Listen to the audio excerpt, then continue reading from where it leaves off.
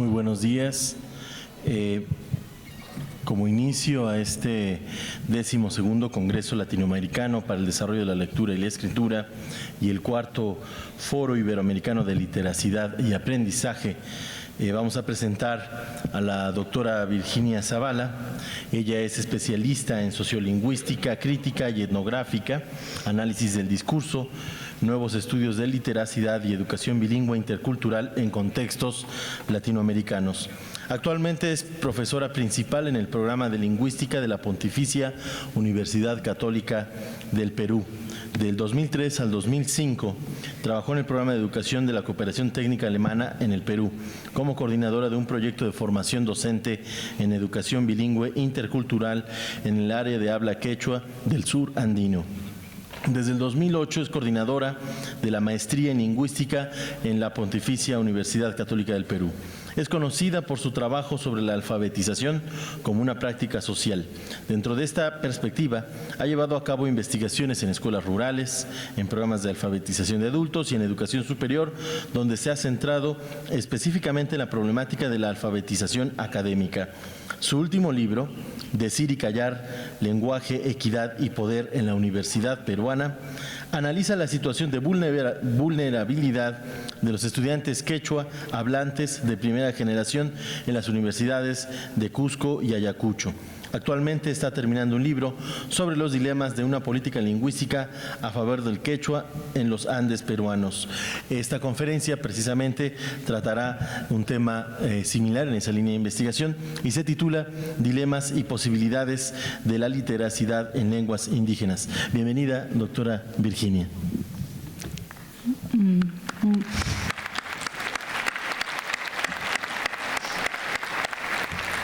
Muchas gracias, Alejandro. Muchas gracias también a Alma Carrasco y a todos los organizadores de este mega evento. Les confieso que nunca he estado ante un auditorio, en un auditorio tan grande, con tanta gente. Estoy muy contenta de estar en México nuevamente y en Puebla también nuevamente, y bueno, les agradezco su presencia a todos. Hoy día voy a hablarles sobre un tema muy puntual, sobre lectura y escritura, pero relacionado con las lenguas indígenas y específicamente con el quechua, que es la lengua mayoritaria en el Perú y en los países andinos. Espero que, aunque sea algo muy puntual, puedan extrapolar algunas de estas cuestiones que voy a discutir a otros contextos, a otras experiencias y a otras realidades. A pesar de que los contextos en los que se han desarrollado literacidades en lenguas indígenas son heterogéneos y las experiencias son diversas, a ver el siguiente, se podría señalar que en general la escritura en estas lenguas ha sido tema de debates apasionados y controversiales en las comunidades implicadas. Además, en diferentes contextos se han construido discursos diversos sobre lo que significa la literacidad en estas lenguas y lo que implica enseñarlas. Después de todo, ahora sabemos que leer y escribir son construcciones sociales y que la lucha por los significados de estos verbos puede ser mayor en contextos de lenguas originarias. Por un lado, conocemos historias exitosas de revitalización de lenguas y literacidades, como el caso del hawaiano o del maorí en Nueva Zelanda o del navajo en Estados Unidos, que han empoderado a los aprendices y han articulado a las generaciones mayores y a las más jóvenes a través del compromiso con la escritura en la lengua materna indígena.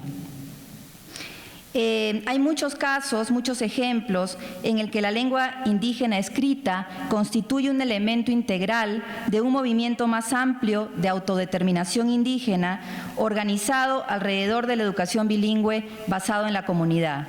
Se trata de casos en los que las literacidades en lengua indígena se han apropiado de sistemas escriturarios coloniales, pero se han desarrollado de manera autóctona con fines vernáculos. Sin embargo, no todos los casos han sido así de exitosos. Otros estudios también han demostrado que el desarrollo de sistemas escriturarios indígenas se inscribe en relaciones conflictivas dentro de sociedades particulares. el potencial emancipatorio de la literacidad como un agente de empoderamiento de la lengua y la cultura indígena puede quedar restringido debido a una serie de dinámicas sociales en algunos contextos. En este trabajo voy a presentar el caso del quechua, como les mencioné, que a pesar de ser hablado por 8 millones de personas en varios países latinoamericanos, su uso sigue indexando la marginación social, económica y política de sus hablantes. En esta ponencia voy a argumentar lo que aparece ahí.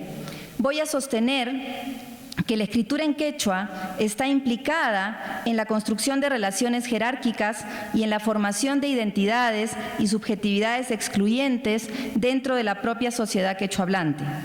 A lo largo de la presentación, echaré mano de la perspectiva de la literacidad como práctica social, de un campo de estudio muy fructífero en los últimos años, que es el de las ideologías lingüísticas, que ahora les voy a contar un poco, y de una noción de bilingüismo y multilingüismo como ideología y como práctica. En las últimas décadas ha habido un desarrollo de una perspectiva sociocultural de la literacidad que ha colocado en el centro de la discusión la noción de práctica letrada y que se pregunta por lo que las personas hacen con la lectura y la escritura en diferentes lenguas y por cómo otorgan sentido a aquello que realizan. Desde este paradigma, el uso de la lectura y la escritura son siempre parte de prácticas sociales, es decir, maneras de leer y escribir y de usar textos escritos que se inscriben en prácticas culturales diversas y en diferentes concepciones del mundo. En los últimos años ha habido mucho debate sobre la noción de práctica, sobre todo con relación a cuánto abarca la práctica. El estudio de la literacidad o literacidades en lenguas indígenas tiene el potencial de mostrar, creo yo, con aún más claridad que la literacidad no puede concebirse como una habilidad desde una perspectiva asocial y ahistórica. Tampoco como una habilidad que cuando se adquiere se puede transferir de un contexto a otro. Es más, en un contexto multilingüe, se complejiza el fenómeno de la literacidad como práctica social, pues la existencia de diferentes lenguas, variedades de lengua y sistemas ortográficos añaden nuevas dimensiones a la problemática. De hecho, en la bibliografía más reciente sobre el tema, la ortografía también se concibe como una práctica social que puede convertirse en un foco de lucha sobre la identidad y el poder y adquirir significados simbólicos que van mucho más allá de consideraciones sobre temas de aprendizaje y representación fonémica.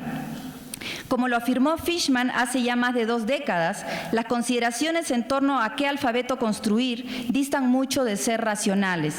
Más bien, se relacionan con preguntas en torno a quiénes somos, qué es nuestro, quién nos controla, qué lealtad debemos para la tradición y generaciones pasadas, qué tipo de futuro perseguimos. Aquí me gustaría complementar los nuevos estudios de literacidad y la noción de práctica con el campo de las ideologías lingüísticas, antes de pasar a mostrarles algunos resultados de una investigación. De hecho, el concepto de ideología lingüística enriquece y potencia la noción de práctica, pues permite explicar mejor por qué la gente hace lo que hace con relación a la lectura y la escritura. Las ideologías lingüísticas consisten en valores y en sistemas de creencias con relación al lenguaje en general, lenguas específicas, variedades lingüísticas o prácticas lingüísticas particulares y formas de usar el lenguaje.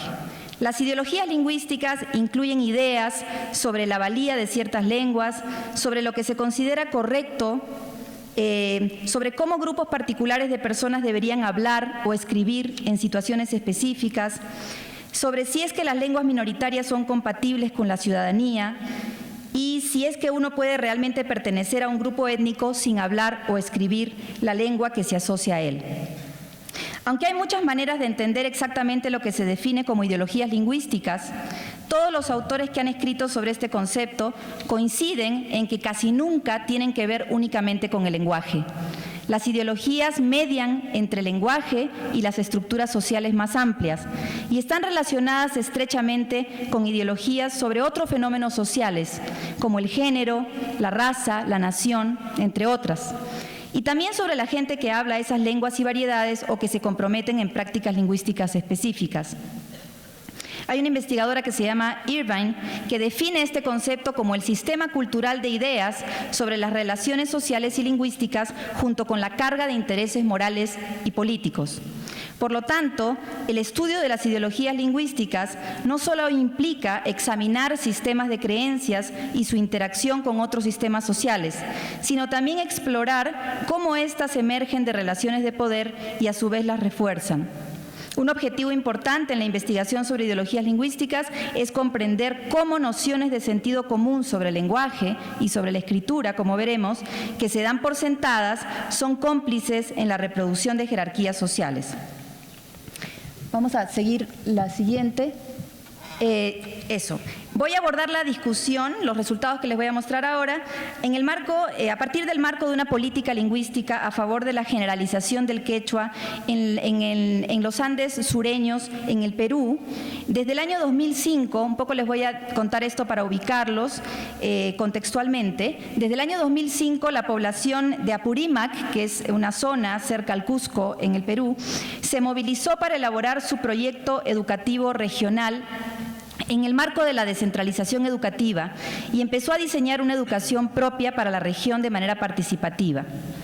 En una nueva configuración del Estado, a partir del proceso de descentralización, se comenzó a imaginar una comunidad de apurimeños unificada a partir de un proyecto común que se asienta en la problemática de los derechos lingüísticos y culturales de la región. De manera específica, el proyecto busca construir un nosotros que se gesta a partir de la lengua originaria como un dispositivo que produce una identificación claramente emocional. Durante este proceso se tomó conciencia de que lo que había en común a toda la población de la región era el quechua y que el 80% de la población era quechua hablante. De hecho, el 80% de toda esa región habla quechua según los censos.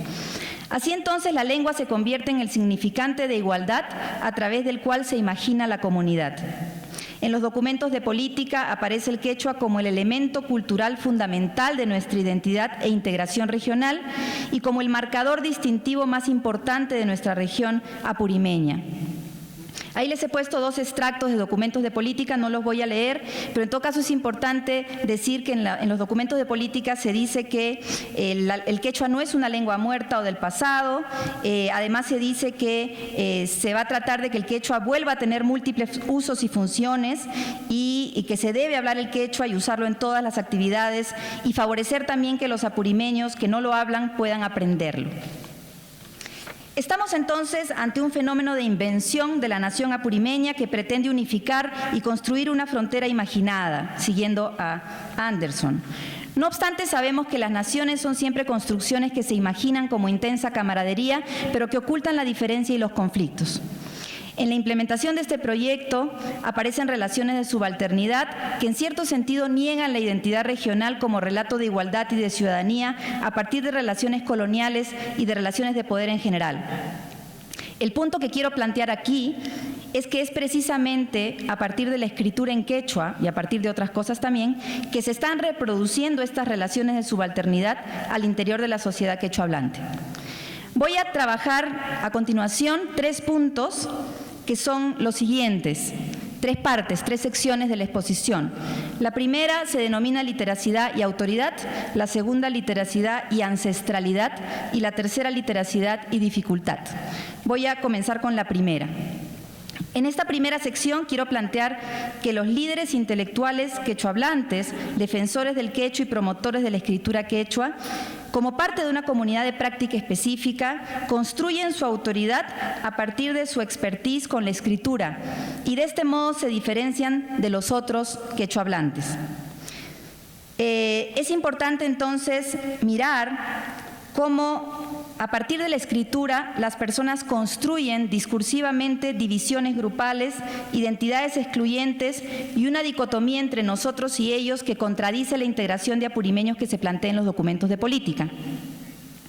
En muchas zonas quechuahablantes del Perú, intelectuales locales construyeron una distancia con los lingüistas, sobre todo con los limeños, quienes estuvieron involucrados en la ley de oficialización del quechua en la década del 70 y en la creación del alfabeto trivocálico del quechua que se propuso en la década del 80, sobre la base de criterios fonémicos.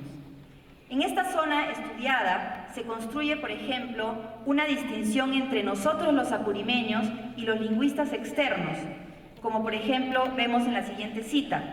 Un líder quechohablante decía: la especulación de los lingüistas está entorpeciéndonos la apropiación del quechua, ¿no?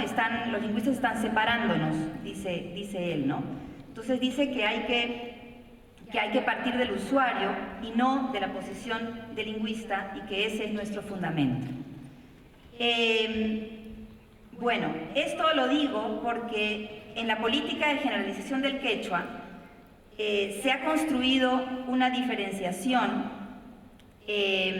ya no entre nosotros, los quechohablantes, y los limeños que quieren crear el alfabeto y quieren tomar decisiones sobre el quechua, sino una diferenciación entre nosotros, los quechohablantes que sabemos escribir en quechua, y los otros quechohablantes que no saben escribir.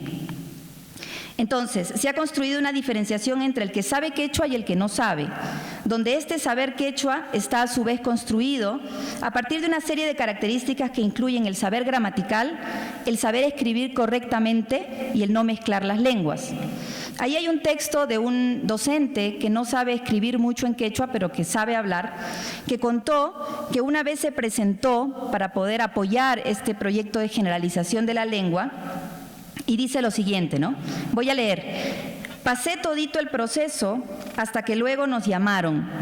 La última prueba era una prueba de quechua. Y lo que nos dijo primero es que tengamos que escribir todo un texto en quechua y que luego tengamos que leer lo que hemos escrito. Esa era la prueba. Tan sencillo, lo dice irónicamente, ¿no? Yo entré ahí a la prueba, no hice nada porque no sabía escribir, ¿no? Y todavía te pedían, entre ellos conversaban de la gramática, de 3 vocales, que esto, que aquello. Ahora, esta representación en torno a saber quechua, como saber la gramática y saber escribir en la lengua, es bastante común entre los intelectuales locales y va irradiando a otros sectores de la población. Se trata de una representación que ha ganado autoridad y que se ha afianzado con el tiempo. Esta representación identifica, a su vez, a un hablante legítimo del quechua y a otro no tan legítimo, por no saber escribir en la lengua. Y de esta manera se construye una autoridad sobre la lengua que excluye a un amplio sector de la población. Ahí tenemos una parte de una entrevista que le hice yo a otro profesor de la región, hablante materno de la lengua, que además tiene a su cargo el curso de quechua en una universidad. Entonces él cuenta, ¿no? Llevé quechua en la universidad tal, cuando estudiaba Derecho, y obtuve una nota de 13, en el Perú se califica hasta 20, ¿no? Y dice, pucha, dije, no puede ser, ¿cómo? Hablo quechua, yo puedo hablar el quechua mejor que el castellano, ¿y cómo 13? Y el profesor pues manejaba todo, ahí me di cuenta que no sabía quechua. Entonces yo le pregunto, ¿cómo no iba a saber si era de lengua materna quechua? Y me dice, hablaba, pero no podía escribir. Y yo le digo, pero eso no significa no saber, solo significa no saber escribir. Y me contesta, para mi autoconcepto no sabía quechua. Entonces, a pesar de que este profesor capacita maestros, produce materiales, dicta clases de quechua en la universidad y en otros espacios, decía, yo siempre hasta ahora tengo ese concepto de que no domino el quechua. Se me ha quedado, aunque ahora ya estoy superando, dice, ¿no? Entonces, podemos ver que él dice que no sabía quechua porque no sabía escribir en la lengua, ¿no? Este saber deslegitimado perdura hasta el día de hoy y no se revierte fácilmente a pesar de que el profesor había estudiado lectoescritura por medios formales e informales, ¿no? Entonces, el saber escribir construye una autoridad sobre la lengua que genera exclusiones, inseguridades y baja autoestima en hablantes que terminan por sentirse como hablantes ilegítimos a pesar de ser de lengua materna quechua. Y así hay muchos testimonios de muchas personas que se sienten fuera de esta comunidad de práctica de expertos y que dicen, que están enseñando la lengua, pero que dicen, yo antes creía que sí sabía, ahora me siento menos, me siento golpeada, he sufrido porque no sabía escribir. Ahora, lo interesante es que muchos de los que han asumido el rol de expertos del quechua en la región reproducen los argumentos de los lingüistas cuando se trata de construir esta división entre los hablantes legítimos y los ilegítimos o entre los que tienen autoridad y los que no tienen autoridad sobre la lengua. Ahí hay un extracto interesante de un profesor que cuenta una interacción que tuvo con un especialista, que dice: cuando los profesores defienden el pentavocálico, que es este sistema de 5 vocales para escribir el quechua, el especialista les responde: ¿no entiendes que tu cerebro ya no está alcanzando? En lugar de avanzar, estás perjudicando, porque el pentavocálico ya está superado formalmente desde el Ministerio de Educación. Ya hay sustentos lingüísticos, ¿no has leído? Etcétera, ¿no? Vemos entonces que este especialista recurre a un saber lingüístico al aludir a términos técnicos, ¿no? Le dice: ya hay sustentos lingüísticos, no has leído. De alguna manera se posiciona como más experto con relación al profesor, y no solamente deslegitima a este último a partir de una supuesta carencia, sino a partir de una actitud que estaría perjudicando los avances con relación al desarrollo de la lengua. Les quiero contar también que he revisado muchos manuales de enseñanza del quechua, no solamente a niños de educación primaria, sino también manuales para capacitar a maestros que están en ejercicio y también manuales para enseñar quechua a adultos de otros sectores, por ejemplo, el sector salud, el sector seguridad, etcétera, ¿no? Y esto me ha permitido notar también que se construye al estudiante de quechua como el que es capaz de aprender la gramática del quechua y de leer y escribir textos que sobre todo previenen del género literario. La intención de varios manuales es desarrollar una enseñanza comunicativa y dialógica, así lo dicen los docentes, ¿no? Pero esto está muy lejos de satisfacer este ideal. El protagonismo de la gramática y de la literatura, en cierto sentido, es tal que no se promueve ningún tipo de interacción en quechua. Después de todo, la gramática y la literatura revelan y construyen un saber que posiciona al enunciante con autoridad sobre la materia, pues se trata de registros cultos, entre comillas, con que tienen un lenguaje legítimo en términos de Bourdieu y con difícil acceso para el ciudadano de a pie. Sabemos que la lengua y la escritura no solo funcionan para comunicar, sino, siguiendo a Bourdieu nuevamente, también para establecer fronteras entre la élite y las masas.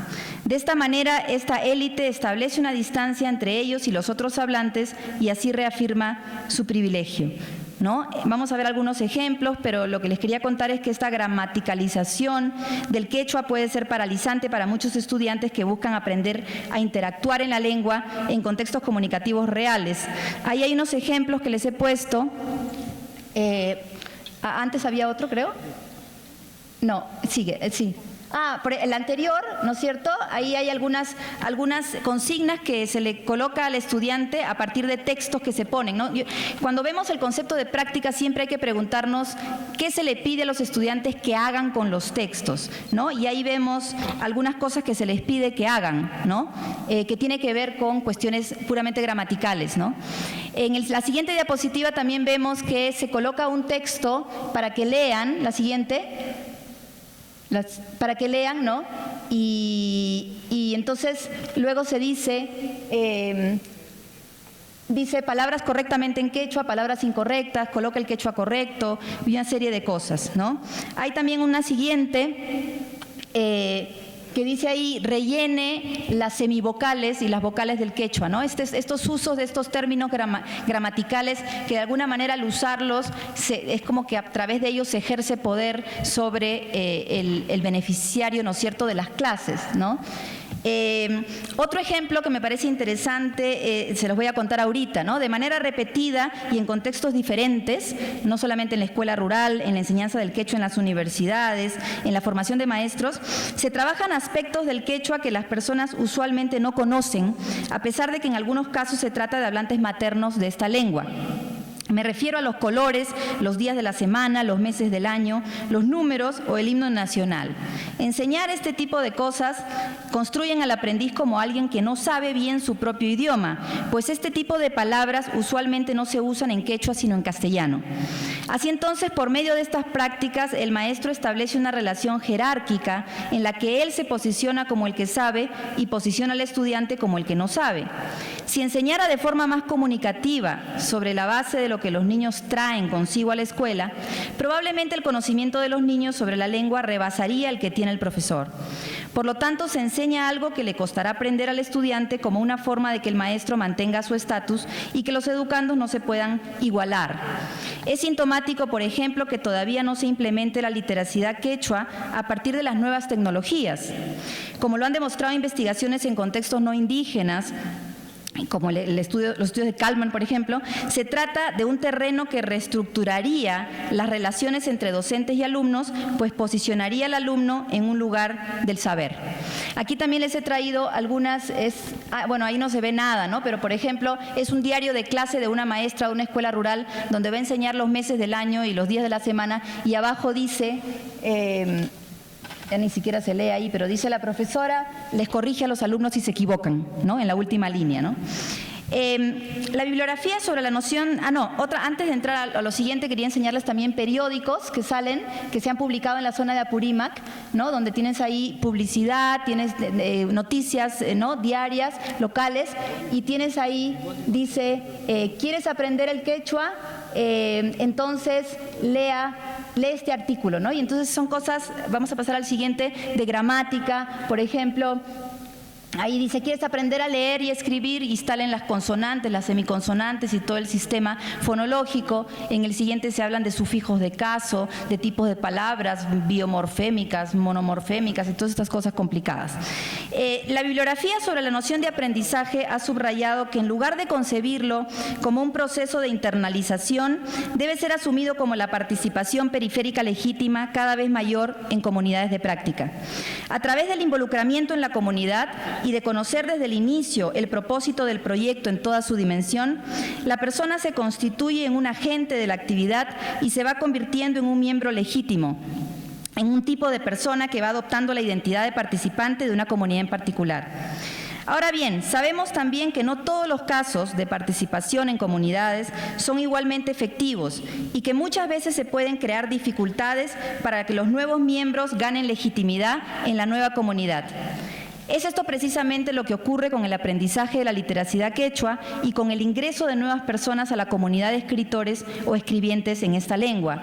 Los másters o expertos impiden el aprendizaje cuando actúan autoritariamente y creen que los aprendices deben ser instruidos en lugar de ser participantes periféricos en la comunidad.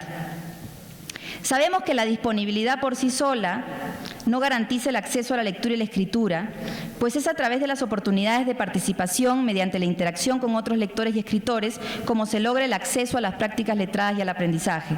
Lo que hemos visto para el caso del quechua es que las prácticas letradas gramaticalizantes y descontextualizadas actúan como instancias de lo que en inglés se llama gatekeeping o guardianía, lo traduzco yo así, que no permiten a los aprendices sentirse partícipes de esta comunidad de escritores del quechua. Voy a pasar al segundo punto, que es más corto, el tercero es aún más corto. Vamos a hablar sobre literacidad y ancestralidad. ¿Cuál es el punto de esta parte? Aquí quiero plantear que se construye la escritura quechua como aquella que sirve solo para escribir de temas quechuas, entre comillas temas quechuas, donde los temas quechuas se asocian a las prácticas rurales ancestrales. Así, por ejemplo, podemos constatar que se enseña a leer y escribir en quechua en el marco de prácticas rurales tradicionales, como si la relación entre la lengua y un tipo de cultura fuera algo natural e intrínseco. Un maestro, por ejemplo, decía, cada idioma tiene su cosmovisión. Entonces, se escribe en quechua para temas quechuas, no vas a escribir en quechua para cuestiones más occidentales.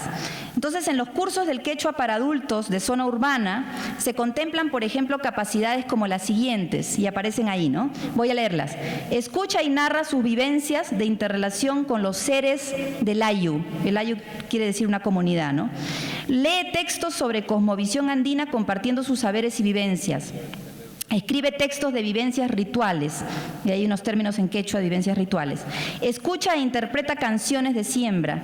Escribe textos narrativos sobre la crianza del agua. Escucha con atención y dialoga sobre el huihuanacuy, que es un término en quechua.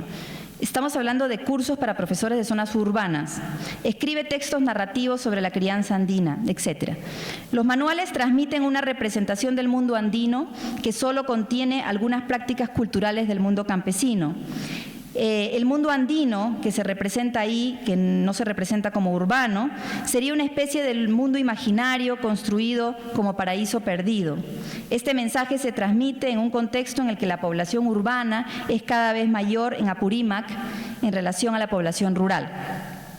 A esta asociación entre el quechua y las prácticas culturales tradicionales se le añade la idea de que el quechua se desvirtúa, es un término que usan los profesores, si se le utiliza para prácticas culturales que no son esencialmente quechua, entre comillas. El argumento que está detrás de esta posición es el siguiente: si usaron lo nuestro, léase quechua o cultura andina, para oprimirnos, engañarnos y traicionarnos, un profesor decía, nos han cristianizado con nuestro quechua, ¿qué garantía existe para creer que no seguirá pasando lo mismo? Se trata entonces de un repliegue o una reacción defensiva ante el riesgo de que el contacto con prácticas culturales más occidentales, el quechua siempre salga perdiendo en el contexto de una relación de poder desigual. De hecho, existen propuestas alternativas de enseñanza del quechua, sobre todo de ONGs externas, pero estas no son bien recibidas por parte de líderes quechuas que creen firmemente en la asociación entre la lengua y la cosmovisión andina. Al decir de una autora que se llama Woolard, se trata de un caso en el que se desacredita a la lengua minoritaria por su falta de autenticidad cuando se le intenta usar para funciones generales y públicas que requieren su desarrollo y elaboración. Aquí he puesto algunas diapositivas también, no sé si se ve bien, pero son ejemplos de manuales de enseñanza que tiene que ver con escribir sobre vivencias, ¿no? Entonces, en uno se escribe sobre la construcción de una casa, la forma tradicional de construir casas, ¿no? Y luego en la siguiente se habla sobre el hilado, sobre la práctica del hilado en comunidades andinas. Y es interesante, luego les voy a hablar sobre las preguntas que se hacen a partir de eso. Sobre esto me gustaría plantear dos puntos. Un primer punto se refiere al hecho de que esta práctica de ancestralizar y ruralizar lo quechua también excluye a un amplio sector de la población, no por no saber leer y escribir en quechua, como vimos en el apartado anterior, sino por no ser un sujeto quechua puro, entre comillas. En una oportunidad, por ejemplo, una profesora de quechua como segunda lengua de una institución educativa del Cusco fue a un distrito cercano a dictar un taller sobre lectoescritura quechua a un grupo de profesores de la zona. En ese taller, algunos profesores le dijeron que ella no tenía la autoridad de enseñar lectoescritura quechua, básicamente porque no hablaba el quechua como lengua materna, no había nacido en una comunidad campesina y por lo tanto, y cito, no conocía realmente la cosmovisión andina. La persona que emitió esta declaración asumió una relación supuestamente intrínseca entre el quechua y una cultura ancestral vinculada con la vida en las comunidades rurales, y de esa manera logró desautorizar a la profesora cuando ella intentó conducir su taller. De esta manera se construye nuevamente una división entre un nosotros genuino y unos otros ilegítimos. Pero también quisiera agregar otro punto con relación al tema de la ancestralización. Si nos fijamos en lo que se les pide a las personas que lean y escriban en quechua, como en las últimas diapositivas, nos podemos dar cuenta de que el uso de la lengua escrita cumple una función más identitaria que comunicativa, aunque en el discurso muchos maestros plantean que su enfoque es el comunicativo textual. Aquí habría que preguntarnos qué práctica social se está desarrollando a partir de estos usos escritos del quechua. En realidad, la acción que se está intentando desarrollar es la de construir una identidad ancestral y rural para el alumno, sobre la base de la asunción de que se trata de la identidad pura y genuina que el alumno debe recuperar porque la ha perdido a través de la transmisión intergeneracional. Así entonces, el discurso con, digamos, el uso del lenguaje en estos textos interactúa con una representación más grande o en términos de G, con un discurso con D mayúscula, que es aquel de un andino ancestral y de una vivencia nostálgica de algo que ya no se tiene pero que se debe recuperar. En ese sentido, las preguntas de comprensión de lectura, por ejemplo, que aparecen luego de los textos vivenciales, ¿no? Se le pregunta, por ejemplo, de qué trata la lectura o por qué esto es así, ¿no? En relación a lo que se está contando, intentan fijar saberes ancestrales que no necesariamente son muy comunes hoy en día en la mente de los niños, en la vida de los niños, pero de una manera poco reflexiva, poco crítica y poco realista también, ¿no? Esto me hace acordar a un término de Cummins, él usa el término textos, identity texts, ¿no? Textos identitarios o textos de identidad, ¿no? Que cumplen otra función, ¿no? Que no es el caso de esto, ¿no? Lo interesante es que a pesar de que en los documentos de política se plantea la necesidad de revitalizar la lengua y de ampliar los dominios de su uso, no parece haber ninguna intención de enseñarla para usarla comunicativamente en contextos reales. Y yo me pregunto por qué es que esto ocurre. Una primera respuesta se fundamenta en las relaciones de poder que siempre atraviesan el uso del lenguaje y la literacidad. El uso de las lenguas como parte de prácticas sociales siempre se inscribe en un juego de posiciones de sujeto que no solo ubican temporalmente a las personas en determinadas identidades, sino que establecen ciertas relaciones sociales entre ellas. Hablar en quechua, y pienso que por extensión podríamos pensar que escribir también, constituye una especie de confesión de inferioridad, pues se asume que la persona solo hablará en esta lengua cuando no sabe castellano. Cuando la persona ya sabe algo de castellano, se asume de forma natural que ya no tendrá necesidad, entre comillas, de comunicarse en la lengua originaria. Por tal razón, solo se le habla en quechua a otra persona cuando se piensa que ésta no sabe castellano, y por eso se establece una relación tutelar y paternalista con ella. De hecho, hablar en quechua implica posicionarte como alguien carente e inferior que no conoce la lengua de poder. Mucha gente que sabe hablar la lengua originaria no lo hace, pues hacerlo implica arriesgarse a ser mal mirado, burlado o cuestionado. En otras palabras, implica correr el riesgo de que amenacen tu imagen a partir de un enunciado inferiorizador o simplemente de algún gesto que cumpla la misma función. Un líder indígena lo dijo de la siguiente manera: el tema es que también no tenemos interlocutores. Yo desearía hablar quechua, pero no sé con quién hacerlo. Siempre existe el prejuicio de que si le hablo en quechua a él, tal vez se moleste o tal vez me responda en castellano. Entonces, se muere mi iniciativa de hablar quechua. Podríamos pensar que pasará lo mismo con la escritura si es que los quechuahablantes la utilizan con una función comunicativa para relacionarse con otro. Lo que quiero plantear es que en este tipo de situación lo más cómodo es retraerse a un pasado donde no hay conflicto y donde no hay un interlocutor que te vaya a discriminar por usar la lengua, ya sea oral o escrita.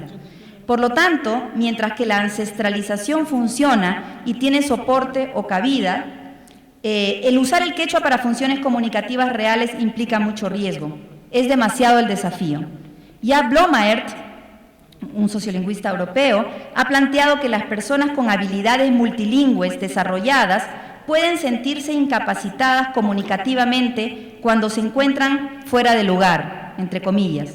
Un cambio en el ámbito espacial, como por ejemplo un cambio del ámbito privado al ámbito público, en el caso del quechua, claramente afecta la capacidad de los usuarios para desplegar recursos lingüísticos y habilidades, e impone requerimientos en ellos. En el caso que acabo de mencionar, los líderes quechuas y expertos en esta lengua no carecen de habilidades para usar el quechua escrito con funciones comunicativas, sino que el ámbito, léase espacio público, organiza un régimen de lenguaje que los incapacita y los frena para la producción lingüística. Por lo tanto, no estamos hablando de un problema del hablante, sino de un problema para el hablante, producido por los requerimientos del ámbito. Los problemas de comunicación en situaciones dadas son el resultado de cómo los individuos y su bagaje comunicativo se insertan en regímenes de lenguaje que son válidos en ese espacio en particular. Es el espacio, entonces, el que es agentivo en la organización de patrones de bilingüismo y multilingüismo. Vamos a pasar al último punto, que es corto. Lo que voy a analizar en este punto de literacidad y dificultad no son representaciones que se construyen desde los expertos del quechua, sino desde los ciudadanos de a pie que son hablantes de la lengua y que opinan sobre ella.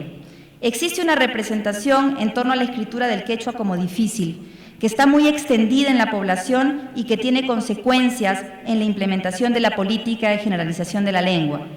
Claramente se puede encontrar una relación entre las prácticas letradas, gramaticalizantes, y descontextualizadoras por parte de los expertos y la falta de motivación de la población para apropiarse de este recurso. Después de todo, la falta de motivación se vincula con el hecho de no sentirse partícipe y miembro de una comunidad de escritores en quechua. Voy a pasar una parte. Digamos, lo que quiero decir es que hay una especie de mito de que la escritura del quechua es difícil. Se trata de una verdad muy afianzada que ya es complicado cuestionar. En varias oportunidades, las personas afirmaron que la lectoescritura en quechua era más difícil que la del inglés. Más aún, en algunas oportunidades también, los docentes declararon que leer y escribir en quechua era más difícil que hacerlo en chino, cuando en realidad el quechua era su lengua materna y del chino no sabían absolutamente nada. Además, el alfabeto quechua es bastante transparente con relación a las asociaciones que existen entre las grafías y los sonidos. ¿Qué es lo que hay detrás de esta representación de la escritura del quechua como difícil? Podemos leer un extracto de un funcionario del Ministerio de Educación en Apurímac que dijo lo siguiente: yo también no sé cómo escribir, no tengo nociones, eso es lo que nos falta. Podemos hablar, pero eso es lo que nos falta. Por ejemplo, en quechua no se aplica nomás la O o la E para escribir. En zonas rurales podemos hablar con facilidad la lengua materna, pero no sabemos escribir. Eso es lo que falta. Enseñamos a que hablemos, narremos, cantemos en quechua, pero no sabemos enseñar qué letras no entran, qué consonantes no entran, ¿no? Por ejemplo, la Z no entra. En el quechua no se utiliza, por ejemplo, la O, ¿no? La E, ahora en la parte consonántica no se utiliza la H, no se utiliza la X y así sucesivamente. Lo primero que quiero hacer llamar la atención sobre esto es el discurso del déficit, a partir del cual se representa la lectura y la escritura quechua.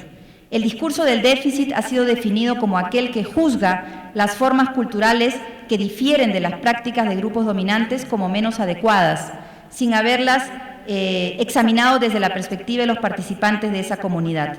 Para el caso del quechua, se está juzgando el alfabeto quechua no en sí mismo, sino en función del alfabeto castellano. Esto conlleva a que en lugar de preguntar por las grafías que tiene el alfabeto quechua, siempre se pregunte por las que no tiene, como lo han visto ustedes, ¿no? Y el informante utiliza la palabra falta, el término falta muchísimas veces, ¿no? En un lapso corto de tiempo. Como consecuencia, el quechua siempre queda en déficit o en falta en función a la lengua de poder. Una posible explicación puede estar en cómo las personas quechohablantes han sido socializadas con la escritura en castellano. De hecho, los niños no crecen alrededor de textos escritos en quechua o alrededor de adultos que son letrados en la lengua nativa. A pesar de que dominan el quechua oralmente, se les enseñó a leer y escribir en castellano, no solo por presión y sin libertad, o como dice la frase, la letra con sangre entra, sino asumiendo que la norma escrita del castellano es la norma por excelencia. Frente a esta representación, la idea de que el quechua escrito cuenta con otra norma que tiene su propia lógica y legitimidad y que no tiene por qué compararse con el castellano, resulta algo que es imposible de creer. Una persona decía: nosotros los quechohablantes hemos aprendido que hay una única norma y que es del castellano y que las otras no tienen norma. Entonces no está en nuestro chip la posibilidad de que la norma del castellano rápido nomás puedes cambiarlo por otra sin sentirte mal. Como los que suelen aprender a leer y escribir en quechua son adultos, esta alfabetización se realiza a la sombra de la previa alfabetización en castellano que recibieron estas personas como niños. Lo interesante es que estos problemas no surgen cuando se enseña la lectoescritura quechua a niños de educación primaria en la zona rural o en la zona urbana. De hecho, los profesores nos contaron y hemos visto también que en estas zonas no había problemas con los niños a la hora de aprender la lectoescritura en esta lengua. Bueno, voy a pasar a algunas conclusiones para poder terminar. En este trabajo hemos visto que las prácticas letradas en quechua están atravesadas por relaciones de poder y que las problemáticas para adquirir y desarrollar esta literacidad rebasan ampliamente las consideraciones técnicas y pedagógicas. Las ideologías lingüísticas analizadas, como por ejemplo, y voy a citar, el que no sabe escribir en quechua no sabe quechua, el quechua sirve para escribir solo sobre temas quechuas, solo puedo enseñar a escribir en quechua el que conoce la cosmovisión andina, o leer y escribir en quechua es muy difícil, son algunas de las que hemos visto. Estas ideologías median entre las estructuras sociales y las formas lingüísticas. pues son precisamente estas ideologías las que crean las relaciones indexicales entre los fenómenos lingüísticos y una serie de representaciones sociales que se vinculan con categorías como raza, nación, clase social, etc. En relación con esto hemos visto también que las ideologías lingüísticas juegan un rol importante en la performance de las identidades, pues las personas se posicionan en identidades diversas como el experto, el quechohablante puro, el quechohablante ilegítimo, el que no sabe escribir, etcétera, a partir de las valoraciones asociadas a la lengua originaria. Además, el estudio de las ideologías lingüísticas nos permiten entender que las lenguas y las literacidades cargan con huellas históricas que influyen en los propósitos comunicativos que se asocian a las diferentes lenguas y literacidades dentro del repertorio de un grupo. Algunas lenguas se atribuyen más prestigio que otras se consideran más apropiadas para la literacidad, otras se asocian con propósitos religiosos, otras se asumen como emblemas de identidad, etc. Las ideologías lingüísticas están íntimamente relacionadas con las elecciones que hacen las personas de las lenguas para leer y escribir y con los diferentes géneros, estilos y tipos de textos que se asocian a una variedad de actividades, dominios institucionales e identidades sociales. De hecho, yo también quisiera preguntar cómo las ideologías lingüísticas influyen sobre el mantenimiento de la lengua o sobre el desplazamiento de las lenguas o del quechua en relación al castellano. Este trabajo también nos revela que el poder no es un dispositivo estático que está contenido en una persona, en una institución o en un grupo social, sino que se trata de un constructo dinámico o de un posicionamiento que se va negociando de formas complejas durante las interacciones y a partir del uso del lenguaje. En el caso estudiado, por ejemplo, las relaciones de poder no solo dividen a castellanohablantes de quechohablantes, sino que en la propia sociedad quechohablante el poder también se negocia de múltiples maneras y con diversos matices. Al respecto, me gustaría traer a colación el continuum de biliteracidad que plantea Hornberger hace un tiempo, en el que ella dice, sugiere una serie de subcontinuums.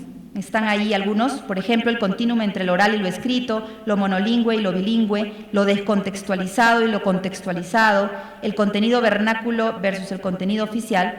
Estos continuums están estructurados por relaciones de poder, en el sentido de que se suele privilegiar uno de los extremos de estos continuums.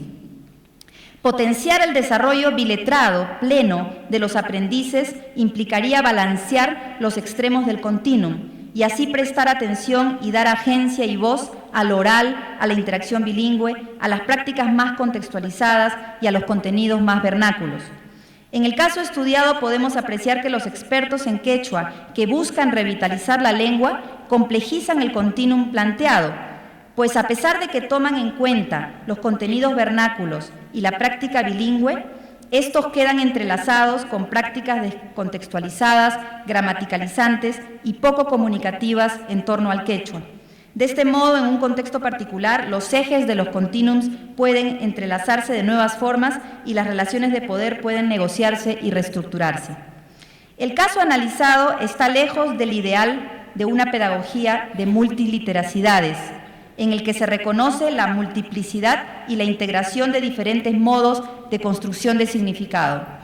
En contextos indígenas, la literacidad alfabética debería estar más integrada con sistemas de conocimiento indígenas, con el objetivo de producir literacidades multimodales que también articulen ambas lenguas. Después de todo, como lo dice la investigadora McCarthy, la evidencia de la investigación y la práctica muestra que la mejor opción es cultivar multiliteracidades para multipropósitos a lo largo de múltiples dominios.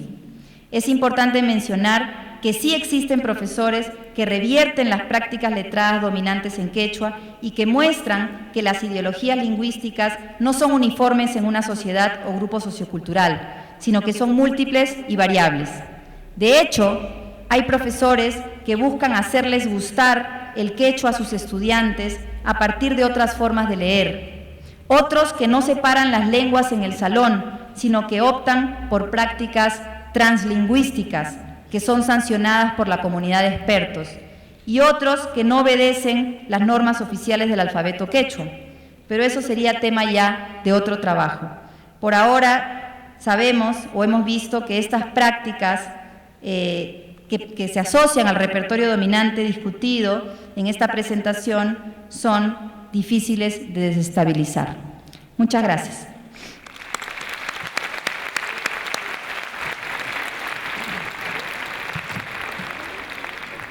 Bien, nos quedan algunos minutos para hacer preguntas. Seguramente les habrán pasado unas papeletas para hacer las preguntas. Tengo ya algunas, voy a pasárselas a leerlas para que las pueda contestar la doctora Virginia. A falta de la producción escrita en quechua, los apurimeños no han podido establecer un sistema educativo democratizador y sin más marginador. Amplíe un poquito, por favor. ¿O quiere que les lea todos? ¿Puedo hacer? Sí. Hablan aquí de un sistema educativo democratizador y sí más marginador. A ver, en realidad hay educación intercultural bilingüe en el Perú, pero solamente en las zonas rurales, ¿no? Entonces, la educación intercultural bilingüe en el Perú ha cobrado un matiz bastante compensatorio y remedial, ¿no? Y yo creo que para tener un sistema educativo que contemple la educación intercultural bilingüe y que esto sea democratizador y no marginador, necesitamos implementar educación bilingüe en las zonas urbanas, por ejemplo, para hablantes del quechua como lengua de herencia, ¿no? El término lengua de herencia se usa mucho en otros contextos, pero yo creo que también funciona mucho en el Perú. Entonces, creo que aparte de poder desarrollar multiliteracidades para multipropósitos en múltiples dominios, ¿no es cierto?, en el sistema educativo, creo que también hay que poder implementar una educación bilingüe en la zona urbana para que esta connotación de una educación remedial y compensatoria pueda cambiar. Muy bien, hay una serie de preguntas, algunas son similares que quizás puedo… Sí, ¿qué postura tiene el gobierno? ¿Se apoya la difusión? En realidad el gobierno central no mucho, pero ha habido un proceso de descentralización, como yo decía, en el Perú desde el año 2000, 2002, y hay gobiernos regionales, ¿no? Y entonces el gobierno regional de Apurímac ha apoyado mucho esto, ¿no? Y ha habido una política lingüística de generalización del quechua, como les acabo de decir, y ha habido mucho dinero y mucho apoyo y un movimiento muy grande, un movimiento cultural muy grande, pero yo creo que este movimiento cultural se enfrenta a estas ideologías lingüísticas que son muy difíciles de desestabilizar, ¿no? O sea, hay ideologías lingüísticas de las cuales la gente tiene mucha conciencia y entonces puede hablar de ellas explícitamente, pero hay ideologías lingüísticas que están como muy interiorizadas y las personas no tienen mucha conciencia de ellas, ¿no? Por ejemplo, cuando yo hice la investigación, que esto en realidad fue parte de una investigación mucho más grande, de 2 años, y esta es una partecita, me di cuenta que esto de la ancestralización de las prácticas letradas era algo, digamos, que la gente no se cuestionaba, ¿no? Les parecía totalmente natural, ¿no? Y no había preguntas en relación a ello, no había otras formas de verlo, ¿no? Entonces, creo que eso es un impedimento para el desarrollo de la lengua, porque si tenemos jóvenes, por ejemplo, en las zonas urbanas que quieren aprender la lengua o quieren recuperarla o saben un poco pero quieren aprender más y solamente se les habla de la zona rural, del mundo campesino y se les enseña a leer y escribir en relación a eso, es como que estas políticas también impiden que nuevas personas puedan formar parte de esta política lingüística. Aquí hay una serie de preguntas algo similares que tienen en común preguntar si esta identidad lingüística, quien la detenta, el que habla, el que escucha, el que escribe, el que lee, qué dilemas son los que tienen los quechua hablantes en relación con otros hablantes, quién ha determinado cómo se escribe de manera correcta el quechua, claro, basándose en qué, y por último, si se puede reconocer que la oralidad es fundamento de los pueblos prehispánicos, si el castellano ha limitado esta literacidad bilingüe. Bueno, aquí hay 2 preguntas, ¿no? ¿Quién ha delimitado lo que es correcto, digamos, qué cosa es lo correcto en cuanto a leer y escribir en quechua? Un poco lo que les contaba es que hay una especie de comunidad de práctica, ¿no? Así lo pongo yo, de nuevos expertos intelectuales quechohablantes que ahora están trabajando en el Ministerio de Educación, que son los que hacen los textos, los libros de texto para los niños en zona primaria, y hay mucha movida en relación a eso. Entonces, ellos están dictaminando lo que es la literacidad quechua ahora, y es un poco lo que les he contado, ¿no? En los años 80 no había esta comunidad de práctica muy clara, y lo que había eran lingüistas que no sabían quechua y que decidían cómo crear el alfabeto para esta lengua, ¿no? Entonces, como que se ha transferido, digamos, la autoridad en relación a esto, pero los nuevos miembros de la comunidad de práctica de alguna manera reproducen también una serie de argumentos que eran llevados a cabo por los lingüistas. Entonces todo se complica un poco, ¿no? Y lo último, la oralidad, en realidad, sí, yo creo que hay mucha tradición oral que hay que rescatar, pero lo que suele ocurrir en el Perú también por parte de estos grupos de expertos es que hacen una dicotomía muy grande entre lectoescritura y oralidad, ¿no es cierto? Entonces, y hacen una dicotomía, como ustedes han visto, entre lo andino y lo occidental. Entonces, no hay un intento por desarrollar prácticas letradas que combine lo oral, lo escrito, otros modos también de producción de significado, porque de alguna manera hay esta ideología de que el quechua se está desvirtuando, ¿no es cierto?, a la hora de mezclar, de combinar, de entrelazar. Entonces, ahí hay algo que también funciona como un impedimento. Y por último, porque tenemos ya el tiempo limitado, esta pregunta sobre si existió algún movimiento social que fue el que apoyó el hecho de que se empezara a enseñar quechua en las escuelas peruanas. ¿Coincide con algún movimiento? Bueno, en realidad se comienza a enseñar quechua en los años 70, y yo diría que no corresponde con un movimiento social indígena como ocurrió en Bolivia y ocurrió quizás en Ecuador, sino más bien es un intento, esto de la enseñanza del quechua en las escuelas viene más bien de una iniciativa de intelectuales más limeños, ¿no es cierto? Pero yo creo que hoy en día, a partir del año 2000 y en adelante, hay más movimientos indígenas en las diferentes regiones que están teniendo una serie de iniciativas a favor del quechua, no solamente en Apurímac, como yo les he contado, sino también en Cusco, en Ayacucho, en general en el sur andino, y hay cosas muy interesantes que se están haciendo ahora en relación a hace 20 años, hace 30 años, por los propios actores locales. Pero el problema es que en los propios actores locales también hay mucha heterogeneidad, ¿no? Una cosa son los intelectuales locales quechohablantes, otra cosa son los campesinos, ¿no? Hay mucha diferenciación, y como hemos visto, se construyen divisiones grupales, diferencias, identidades distintas a partir de la escritura, que crea conflictos y que divide en vez de unir, ¿no? Entonces, yo creo que es importante poder discutir todas estas cosas para ver cuál es el paso que se debe tomar hacia adelante para ver el futuro de la lengua, ¿no? Muchas gracias. Bien, agradecemos a la doctora Virginia Zavala su participación. Ha hecho una reflexión sumamente interesante sobre la literacidad en lenguas indígenas, algo que puede ser aplicable a otras lenguas.